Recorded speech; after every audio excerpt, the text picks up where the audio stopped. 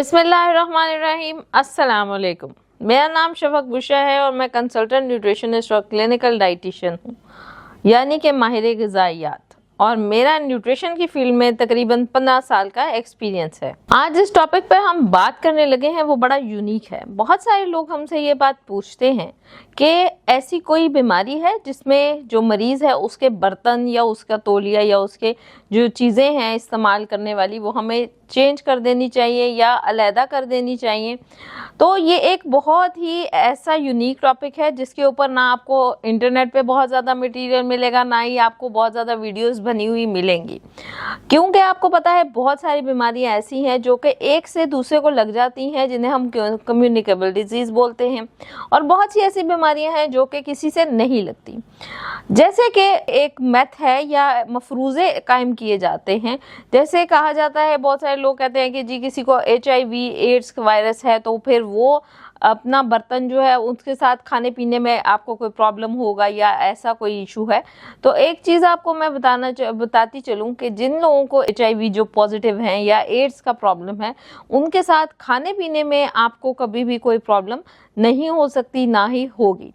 इसी तरीके से मैं अब आपको कुछ ऐसी बीमारियां बताऊंगी जिसके बर्तन अगर आप अलहदा करें तो आपके लिए नहायत फ़ायदेमंद और बेहतर होगा। हमारे बचपन में जब किसी बच्चे को चिकन पॉक्स निकलते थे या जिसको खसरा कुछ बच्चों को निकलता था, तो उस वक़्त हमारी जो मदर्स थी या जो दादियाँ नानियाँ थी वो ये करती थी, ये बर्तन जो है कुछ दिनों के लिए हमारे अलहदा कर देती थी और बाकी घर वालों के अलहदा, क्योंकि ये एक से दूसरे को लगने वाली डिजीज़ है। इसी तरह जिन लोगों को गैस्ट्रोएंटराइटिस या के जिसे हम कहते हैं मैदे का फ्लू अगर हो जाता है, उन लोगों के बर्तनों में भी खाना जो है वो अच्छा नहीं है। तो कोशिश करें, अगर आपके घर में कोई भी गैस्ट्रोएंटराइटिस का पेशेंट है तो उसको आप जो है वो उसके बर्तन जो हैं वो आप अलहदा कर दें।